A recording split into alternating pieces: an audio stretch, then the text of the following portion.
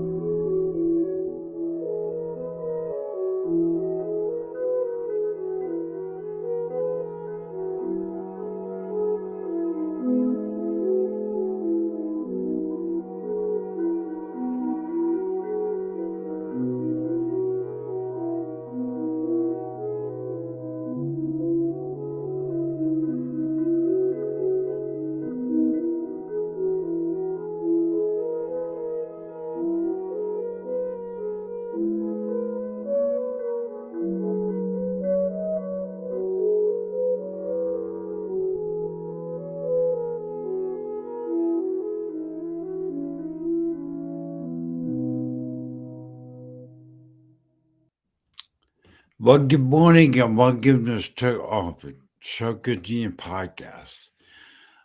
Executive Experience. I'm your host, Aaron Alba. I'm super excited about my guest this morning. I'm really excited to introduce you to Sheila Rondo. And I'm really, to, she's an expert. She's a marketing strategist. Sheila is a unique marketing strategist. I don't want you to think you're about to meet a standard or no marketing person. She is like, I picture Sheila does marketing like the difference is marketing is taking a shotgun and shooting a spring a room full of bullets. Sheila will take your marketing to a level and pinpoint. She's like a sniper of marketing. She's a sniper. She'll put in the crosshairs the people you exactly want to target, and then create an experience for you to interact with your client. And I'm super excited. She's worked with some of the top names in the world. Toyota, Budweiser, PepsiCo, Walmart, Steve Harmon, so many others. I can I take up the show going to the list. I mean, she has many of them. So let me bring her on because we really have a half an hour together. I have some really neat questions for her. Let me get into it. Let me bring her on. Welcome to the Stroke of Genius Show, Executive Experience. And now, here's your host, CEO Aaron Avila. Well, good morning, Sheila. Hello, Aaron. How are you? Really good. It's great to see you. I'm really great to have you. Thank you for taking your time and honoring me. And I feel honored, by the way. Well, It's a thank you. word that you don't use very often, but I'm honored to have you. Thank you. Thank you for inviting me. I love spending time with you. Well, thank you. That's very kind of you. But we only got 30 minutes, and I really want to jump right into it. So, you know, I had been exposed. I had before my stroke and my brain injuries. I owned my own company for 13 years, 12 years. And I experienced marketers. Mhm. But I take marketing at a whole different level. And I compared you to a shotgun to a sniper. And you're a sniper marketer, in my opinion. I see some of your work. Uh, Tell me what the difference is, but what is experiential marketing? What is it? So, experiential marketing is anytime you create an experience for your consumer. And it doesn't matter if it's B2B or B2C, people still shop. And when they are connecting with a brand, and if you are able to create an experience for them, they actually get to feel like they know people at your brand. They get to try your products. They can smell them. They can taste them. They can hold them and actually interact. And when they're able to interact with your products and your staff, then they feel like they get your brand and they understand how your brand fits their lives. And when you can make that type of connection, that's when you change buying habits. Yeah, that's really when you create a culture, you create a repeat customer because they experience you and they're most bonded to your product. I sit there and I listen why I look at some of the names that you've done, like Budweiser, Toyota, Walmart, and those are some of the biggest brands. Is it is it that marketing, experiential marketing that sets them apart on a global basis? I think it does. Experiential didn't start really until probably the 70s and early 80s that brands really called it that, and it didn't really take off until the 90s. But companies like Anheuser-Busch did it years ago, and didn't even realize it. They didn't call it that, but any time that they're out in the market and they're meeting people face to face, and the big brands do that because they wanna be relevant, and for those big brands that stay and have that lasting power, they need to be able to connect and truly have advocates and loyal customers, and you do that by spending time with your consumers. Yeah, you know what? When you think of the biggest brands in the world, they have developed a expansive marketing program, dude. And but you just said Anheuser-Busch did accidentally years ago. Mhm. If yeah, if we can as companies, as a service members, uh, corporations, create the experience and use the same can we as small people use the same techniques as big corporations? Absolutely. Anytime that you're able to surprise and delight consumers and meet them face to face, it creates that connection, and that's what all businesses need, not just the big companies. It's actually more important for small companies to do it because, of course, they need to use their marketing dollars smarter because they have less to spend and they have less runway. And when you start looking at those small companies, there's some fun, unique things that they can do that just surprise and delight people and introduce their brand and their products to people in places that it is relevant to them. That is amazing. I think what I do want to ask you, I know you've touched on it, but what really make experience marketing different than normal marketing? We talked about it. Repeat that one more time so I get that. So regular marketing, whether it be digital, if it is um, TV ads, all of those types of things, they're great for awareness. But until you're actually talking to consumers face to face, they don't feel like they know you. They wanna be able to discover you, they wanna feel like they're doing business with people they know, like, and trust, and they wanna figure out how your brand fits in their lives, and until they can interact with you and ask their questions, and you take the risk out of buying by physically spending time with them. So each brand has a different portfolio of what they need to do and what they're trying to promote. So if you've got a brand that is meant for, say, seniors, you need to spend more time with seniors. Seniors want to spend a significant amount of time with you, and once you have spent that time with them, they feel like they know you and they are a long-term client or customer. Now, with some of the younger generations, Gen Zs, millennials, they tend to want to find you. So, being the places they want to be, um, letting them find you, and then interacting with you. Even if you can do it for small snippets of time versus a long period of time, because the attention span tends to be much shorter, and they want to re-engage and connect and refer.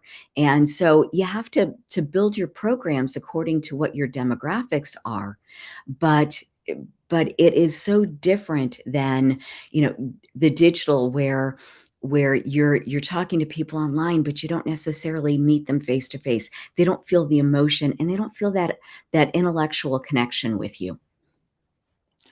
Well, that really takes marketing to a whole different level on most school kind of. And I realized that it is so important to develop that relationship Mhm, with your client in the long run. mhm, Because they return to buy from me again. Like keep coming back because it's part of you. mhm. Absolutely. And that is amazing. Could you describe what is your ideal client? A job. What are you looking for? What do you do? I tend to work in the consumer product space. So whether it is food, beverage, alcohol beverage, um, consumer electronics, I tend to do consumer facing, but I look for brands that are fairly good size and they are mature in their marketing. And why I prefer mature in their marketing is, if you get brands that aren't mature and they don't know what they want and they don't know what their message is and they don't know what they stand for, they shouldn't be talking to consumers yet. And so I want a brand that knows who they are and know who they want to speak to, because when you do that, you can be ultra targeted, get them exactly where they need to be with the type of engagement and activation that they need. Because experiential covers a huge portfolio. It could be sports and music sponsorship. It could be trade shows and business meetings. It could be pop-ups or sampling programs. It can also be cause marketing, where you can do a surprise and delight and engage people through things that matter to them. Yeah, I think when I sit there and think about products I use Mhm, and the ones I rebuy, I'm gonna use a real basic analogy. My wife and I were then rinsing with a Listerine. mhm, And my wife said, "Why am I rinsing my mouth with Listerine?" And I realized I had been experiential marketed because I didn't know what I was doing. I was bonded to it emotionally. And I think it's pretty amazing. If you could do that now, how can I, as a small company, use experiential marketing? How can I use it? You can do lots of things depending on the types of brands. For small businesses that are food based or beverage based, it's, giving people the opportunity to sample product.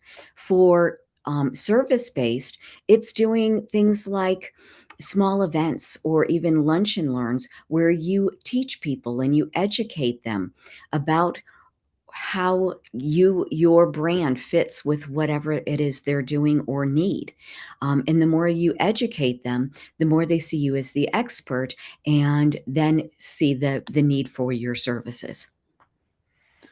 That's I sat there and wonder because I now I'm meeting you. I began to cast.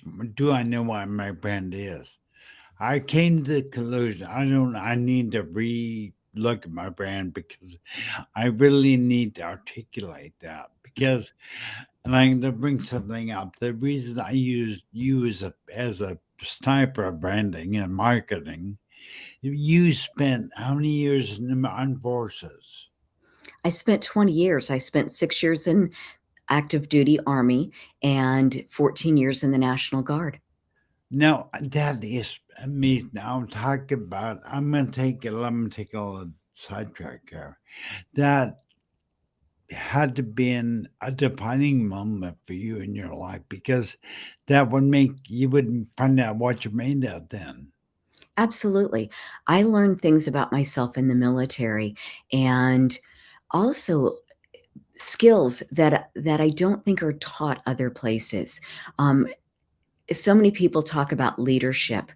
Nobody leads better than the military because they have a structure, they have education on it. There are different styles of leadership. They get it, and when you start looking at things like those skills, leadership, um, discipline, communication skills, uh, operations and logistics, those are all things the military teaches that not a lot of other organizations spend time on, and you're just expected to learn it or know it. Yeah, yeah, I can see, and I'm thinking about your military background and how you've excelled at marketing. And really, what I see is that your military background actually can help what you do. You're very targeted. You're very pinpoint. And I use the word like 'cause I thought of a sniper because I might know in markets like I know you do. You're like a sniper, and you're in the military, and you know. So, have you found your military experience paying off and really helping you in what you're doing today? Oh, yeah. Being with the 101st Airborne, um, I did a lot of operations and logistics to go to Iraq and back. And in doing that, the thinking process and the preparation that goes into it, I use for any of the programs that I do. I have checklists. They tease me that my checklists have checklists. And, and I have not plan A and plan B, but I have plan Z because for me, it is about looking at where are the opportunities to develop? What our opportunities can we grow? How can we make the experience better for the consumer? How can we be more targeted? And by having the checklist, by making sure all the small details are taken care of, then you can focus on elevating what you're doing instead of just doing average. That's exactly what I expected. I didn't. That's what I just said because I see it really playing a pivotal role in making you really good at what you're doing. Obviously, you are. Thank you. But I'm curious, how do people, if people want to business with you, how do they get hold of you? What do they do? Typically my website, plus I'm on a ton of different social medias. I'm on LinkedIn and I'm on Facebook and Instagram. Okay, I'm going to pull up. I think I did You've a got them QR all. code. Yeah, I did. QR code. There's your website right here. So scan that with your phone and take you right to the Mog XP website. Look at Sheila. Now, Sheila, is there any business that's too small or any business? Tell me what is it? Can I do business with it? So I work with consumer brands typically. I do some B2B, but they're mature brands. I typically work in the realm of, a brand that's like a $500,000 or greater. I do a lot of consulting with small to medium-sized brands, but it's more to help them shape their brands. But my focus is experiential, and anytime I can work with a consumer brand and allow consumers to engage, meet, um, meet the brand, figure out the connection there, and help them with the messaging to show how they fit. That's my sweet spot. Yeah, I love it, love it. Now, if you out there want to connect, Sheila, I'm gonna put there is only the profile. Scan it with your phone, connect there, and then reach out to her. If you're bigger corporation, definitely talk to her. I'm sure you have a consult to make sure it can fit. So I'm curious, Sheila, you were really using emotions, Mhm. feelings in your brand, in your marketing. And how does the average company look at how do I put emotion on what it is I'm doing? How you know, I'm not saying that right. How do I identify the emotions? So I think most of all that brands need to be authentic. And when they tell their story, you tell the whole story. You tell why you do it, you tell the passion behind it, and what your aspirations are. And when you're sincere in those and what you're trying to deliver, then consumers see that. And that's where it becomes emotional connection. Yeah, that's really great because all right, I'm gonna do that because I'm working.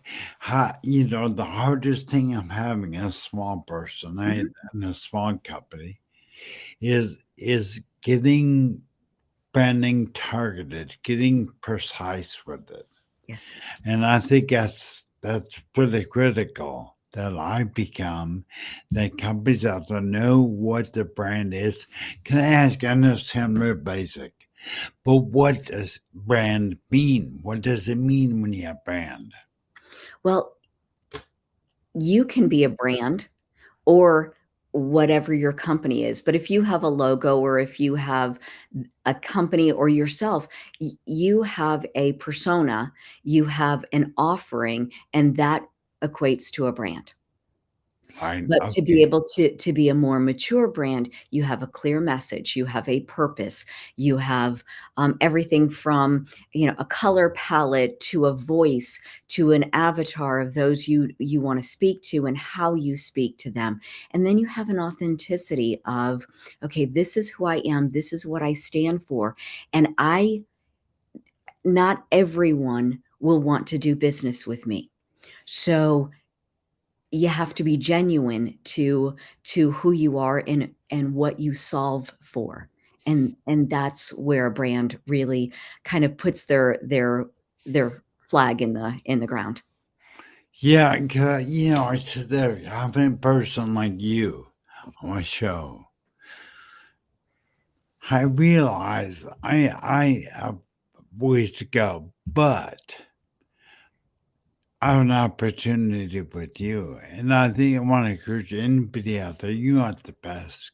Get a hold of Sheila, no doubt. I mean, I'm seeing what I've done research on you, and one of my favorite shows that I watched was with Jeff Curley. Honey, what's Mhm. that? Jeff Curley, yeah. He's a really good guy. I've had to reach out to him because I want to connect with him if I can.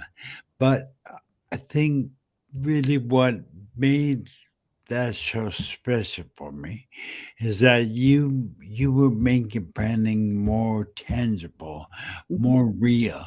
And I think marketing is such a misnomer for someone like me that's kind of out there and sitting on the sides and watching. I know what marketing is, but then to see you do it, to see what you're doing out there, because I watched a soda you were doing an energy drink, I think. Mhm. Yes. And I started realizing it's about emotion. Mhm. And that really what experiential marketing is. And I'm looking forward to maybe trying to do some more of that because I think it's going to make a big difference. I would love to help you. One of the biggest mistakes brands make in their marketing is they overcomplicate it. They don't have the end in mind, and they they wanna be too flashy versus being genuine to who they are. My analogy is the Super Bowl. Think about all of the TV commercials that you see every year at the Super Bowl, and then the next day, you're talking to your friends about the commercials that you like, the ones you didn't like, which ones made you laugh, and then you're talking about your favorite commercial, and then you can't remember the name of the brand. Missed it. Yeah. What happens is people spend tens of millions of dollars to do Super Bowl ads and then on placement, and then they turn around and consumers don't know what the brand was because they didn't create a true engagement. They didn't create that emotional connection and they weren't authentic. if you show something in your commercial that doesn't relate to who you are and what you do, then you've missed that opportunity, because that is what makes it memorable. There has to be a connection, and if you don't get that connection, they don't remember you. And that's where you bridge that gap. You find that connection, right? You make sure that you find that connection. That's amazing. I never tell about the Super Bowl commercial. I can remember many commercials. I remember the flash, but it was about a product. Mhm. So you're right, they missed it. Which I think is really important. But if you were to give a piece of advice to say anybody out there in branding, what would you tell them to start with? Say me, let's say me for example, and then we'll work web. A smaller company, what's important, or should I be looking at as a smaller company? As a small company, the first of all is be consistent in your marketing. So people try to do a shotgun approach. Instead, use a calendar, look at what you're doing, map it out so that you stay consistent and continue to do them on a regular basis, because that repetition helps people, one, find you, and two, it helps them remember you. Have a clear message, know what you want to get out of your marketing, and be authentic. Don't try to be everything for everyone. Understand who your demographics are, who you can solve a problem for, and focus on that. I love it. Well, I wish you had more time because I can't wait to privately, because you wanted to open up a little bit to me. So I'm going to be taking advantage of that. But Well, Sheila, I want to thank you so much for being here. Half an hour got by quick. And I'm going to be again. I'm going to pull up your website because I think it's important that people go to the website. Here's Sheila's website. Go there, reach out to Sheila, and definitely you want the best. Good mom XP. I'm telling you, I'm impressed. But Sheila, thank you for being there. thank you, Aaron. All right. I have a great day and I'll talk to you later. Take care, Aaron. All Thank right. you. Bye.